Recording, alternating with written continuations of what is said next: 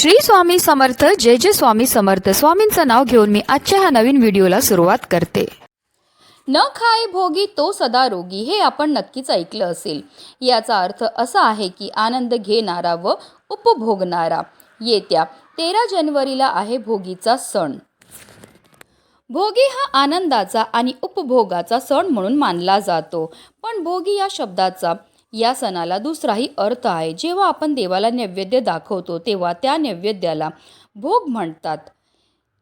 तेव्हा इंद्रदेवांची आठवण काढली जाते. इंद्रदेवांनी धरतीवर उदंड पीक पिकवावं म्हणून प्रार्थना केली होती, अशी मान्यता आहे.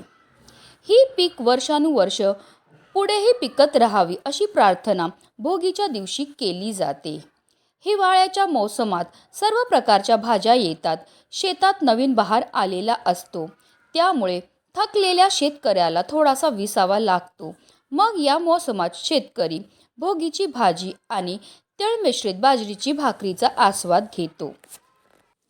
आता ही भोगीची भाजी बनवताना आपण कोणत्या भाज्या घ्यायच्या व तसेच कोणत्या भाज्यांचा समावेश चुकूनही आपल्याला करायचा नाही. या भोगीच्या दिवशी जर आपण काही उपाय व सेवा केल्या तर त्यामुळे आपल्याला अनेक पटीने पुण्यफळ हे प्राप्त होत असतं. पण या दिवशी आपल्याकडून काही चुका झाल्या तर त्याचे दुष्परिणाम आपल्याला भोगावे लागतात.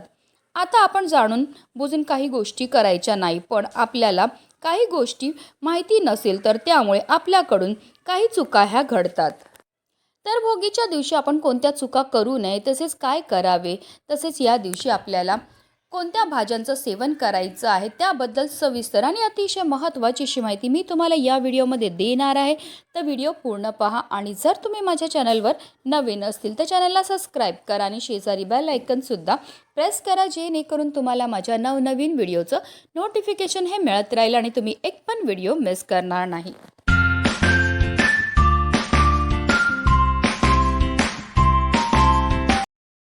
आता या भोगीच्या दिवशी आपल्याला सकाळी लवकर उठायचं आहे. अगदी तुम्ही ब्रह्ममुहूर्तावर उठले तरीही चालणार आहे, कारण असं म्हटलं जातं ब्रह्ममुहूर्तावर आपण जे पण कार्य करतो त्यामध्ये आपल्याला अनंत पटीने फळ हे प्राप्त होत असतं. या भोगीच्या दिवशी आपल्याला आवर्जून अभ्यंग स्नानही करायचे, कारण भोगीच्या दिवशी अभ्यंग स्नानाला विशेष महत्त्व हे दिलं जातं. आपल्याला या दिवशी तिळाचे उटणे तयार करायचे. उटणे तयार करताना आपल्याला थोडेसे सफेद तीळ घ्यायचे आहेत. अगोदर हे तीळ आपल्याला मिक्सरमध्ये वाटून घ्यायचे आहेत. त्यानंतर आपल्याला त्यामध्ये थोडीशी हळदही टाकायची आहे आणि त्यानंतर आपल्याला आंघोळही करायची. आंघोळ करायच्या अगोदर आपल्याला आपल्या संपूर्ण अंगाला हे तिळाचं मिश्रण जे आपण तयार केलेलं आहे, म्हणजे हे जे अभ्यंग स्नानाचं आपण उटणं तयार केलेलं आहे ते आपल्या शरीराला लावून घ्यायचं. यामुळे आपल्यामध्ये असणारी जेवढी पण नकारात्मकता आहे ती दूर होते. प्रत्येक भागाच्या हिशोबाने वेगवेगळ्या पद्धती असतात. आता तुमच्या इथे जी पद्धत असेल त्याप्रमाणे तुम्हाला भोगीचा सण हा साजरा करायचा आहे. तसेच आता हे उटणे लावून झाल्यानंतर आपल्याला आंघोळीच्या पाण्यामध्येही थोडेसे सफेद तीळ टाकायचे आहेत. तसेच थोडेसे गंगाजल सुद्धा टाकायचं. गंगाजल टाकून स्नान केल्यामुळे आपल्याला तीर्थक्षेत्री स्नान केल्याचं पुण्य तर प्राप्त होतच होतं, पण आपल्याकडनं झालेल्या कळत नकळत चुकांपासून सुद्धा आपल्याला मुक्तताही मिळत असते. तसेच या दिवशी आवर्जून घरातील प्रत्येक सदस्याने केसावर पाणी हे टाकायचं आहे. असं केल्यामुळे आपल्यामध्ये असणारी नकारात्मकता दूर होते आणि आजारपण देखील दूर होते. आंघोळ झाल्यानंतर आपल्याला या दिवशी शुभ्र वस्त्र हे परिधान करायचे आहेत. आता आपल्याला भोगीची भाजी ही बनवायची आहे. आपल्याला सकाळीच ही जी भोगीची भाजी जी आहे ती तयार करायची आहे, कारण या भाजीचा आपल्याला नैवेद्य हा दाखवायचा आहे. तर या भोगीच्या दिवशी अनेक भाज्या ह्या एकत्रित केल्या जातात. यामध्ये प्रामुख्याने हरभरा, पावटा, घेवडा, वांगी, गाजर, कांद्याची पात, शेंगदाणे, वाटाणा, फ्लावर आदी भाज्यांचा वापर हा केला जातो. तसेच या दिवशी चपाती न बनवता प्रामुख्याने बाजरीची भाकरी ही बनवली जाते. आता ही बाजरीची भाकरी बनवताना आपल्याला आवर्जून त्यामध्ये थोडेसे पांढरे तीळ हे टाकायचे आहेत आणि पीठ मळायचे, किंवा अगदी तुम्ही भाकर तयार झाल्यानंतर त्यावर सुद्धा पांढरे तीळ हे टाकू शकता. तीळ लावलेली बाजरीची भाकरी आपल्याला या दिवशी बनवायची आहे. पहिल्या बाजरीच्या भाकरीचा आपल्याला नैवेद्य हा दाखवायचा आहे. तसेच यासोबत आपल्याला लोणी, पापड, वांग्याचे भरीत, चटणी आणि खमंग खिचडी करण्याची परंपरा आहे. आता बऱ्याच ठिकाणी बाजरीची भाकरी आणि भोगीची भाजीही बनवली जाते आणि ती भाजी जी आहे ती आपल्याला सुगडमध्ये टाकायची आहे. अगोदर सुगड आपल्याला स्वच्छ पुसून घ्यायची आहे.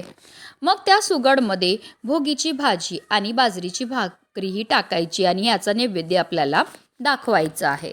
आता संपूर्ण दिवसभर, संपूर्ण रात्रभर हा नैवेद्य आपल्याला तिथेच ठेवायचा आहे आणि दुसऱ्या दिवशी हा नैवेद्य ग्रहण केला जातो, असा सुद्धा काही ठिकाणी पद्धत आहे. आता तुमच्या इथे जशी पद्धत आहे त्याप्रमाणे तुम्हाला नैवेद्य हा दाखवायचा आहे. भोगीची भाजी बनवताना त्यामध्ये वापरल्या जाणाऱ्या भाज्यांचे सुद्धा खूपच महत्त्व आहे.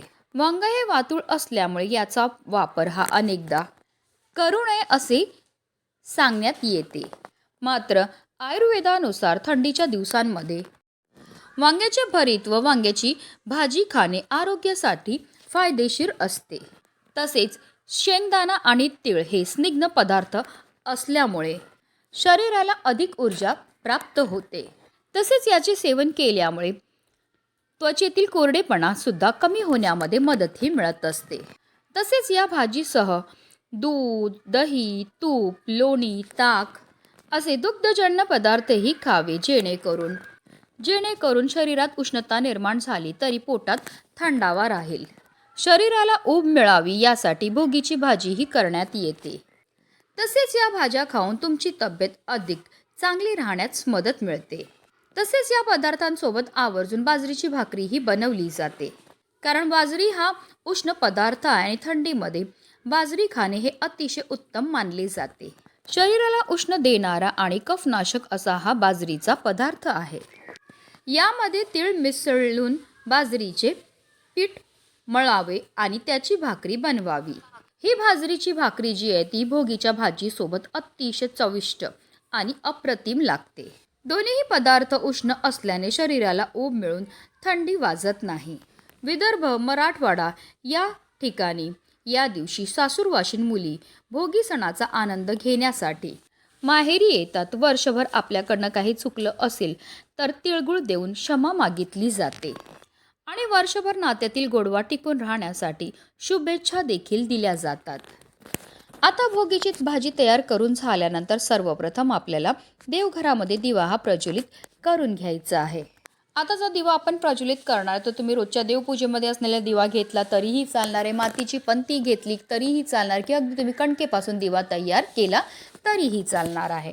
आता एक प्लेट घ्या. प्लेटवर आपल्याला थोडेसे तांदूळ ठेवायचे. त्या तांदळावर आपल्याला एकतर मातीची पंती घ्यायची किंवा अगदी तुम्ही कणकेचा दिवा घेतला तरीही चालणार आहे. त्या दिव्यामध्ये आपल्याला 2 वातीची 1 वात करून लांब वातही टाकायचे. तसेच त्या दिव्यामध्ये आवर्जून आपल्याला तिळाचं तेल टाकायचं किंवा तुम्ही शुद्ध गाईचं तूप टाकलं तरीही चालणार आहे. तसेच या दिव्यामध्ये आपल्याला चिमूटभर हळद टाकायची आणि चिमूटभर पांढरे तीळसुद्धा टाकायचे आहेत. आता तुम्ही 11 किंवा 21 तीळ जे आहेत ते त्या दिव्यामध्ये टाकू शकता. आता हा दिवा जो आहे तो आपल्याला प्रज्वलित करून घ्यायचा आणि ही प्लेट उचलून आपल्याला आपल्या देवघरामध्ये ठेवायची. आता या दिव्याला सुद्धा आपल्याला हळद, कुंकू, अक्षदा, एक फूल अर्पण करून घ्यायचं आहे. आता आपल्याला नैवेद्य हा देवांना दाखवून घ्यायचा. नैवेद्य दाखवून झाल्यानंतर देवघरामध्येच आपल्याला आसन घेऊन बसायचं आणि आपल्याला ओम नमो भगवते वासुदेवाय नमः या प्रभावी मंत्राचा 108 वेळा जप हा करायचा आहे. त्यानंतर आपल्याला हात जोडून आपल्या आयुष्यामध्ये असणारे जे संकट आहेत, विघ्न आहेत, दोष आहेत, वाईट भोग आहेत ते दूर होण्याकरता मनोभावे प्रार्थनाही करायची आहे. तसेच या दिवशी विष्णू सहस्त्रनामाच्या पठणाला सुद्धा विशेष महत्त्व हे दिलं जातं. जर तुम्हाला म्हणणं शक्य असेल तर म्हणा, नाही म्हणता येत असेल तर हात जोडून बसा, यूट्यूबला लावा आणि तुम्ही श्रवण केलं तरीसुद्धा त्याचे तुम्हाला खूपच पुण्यफळ हे प्राप्त होणार आहे. आता जाणून घेऊया त्या कोणत्या भाज्या आहेत ज्याचं आपल्याला चुकूनही भोगीच्या दिवशी सेवन हे करायचं नाही. तर भोगीच्या दिवशी आपल्याला कोणत्याही प्रकारचा मांसाहार हा करायचा नाही. मांस, मटण, मच्छी, मदिरा किंवा अंडीचं सेवन हे आपल्याला करायचं नाही. घरात सुद्धा नाही करायचं किंवा घरातील इतर सदस्यांनी बाहेर जाऊन सुद्धा करायचं नाही आहे. तसेच या दिवशी मसूरच्या भाजीचं सेवन करणं सुद्धा वर्ज्य मानलं जातं. आता आपल्याला बाजरीच्या भाकरीसोबत सुद्धा मसूरच्या डाळीचं सेवन हे करायचं नाही आहे. किंवा आपण आता खिचडी जी बनवणार आहे त्या खिचडीमध्ये आपण डाळी ह्या टाकत असतो, तर त्या डाळींमध्ये सुद्धा आपल्याला चुकूनही मसूरच्या डाळीचं सेवन हे करायचं नाही, म्हणजे ती डाळ टाकायची नाही आणि आपल्याला खायची सुद्धा नाही आहे.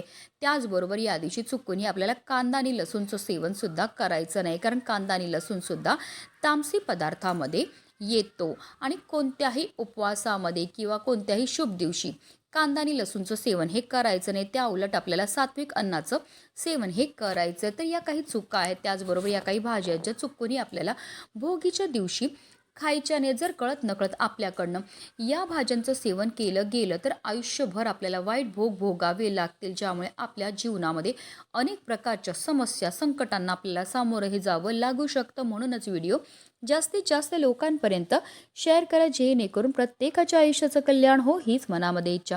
श्री स्वामी समर्थ. जय जय स्वामी समर्थ.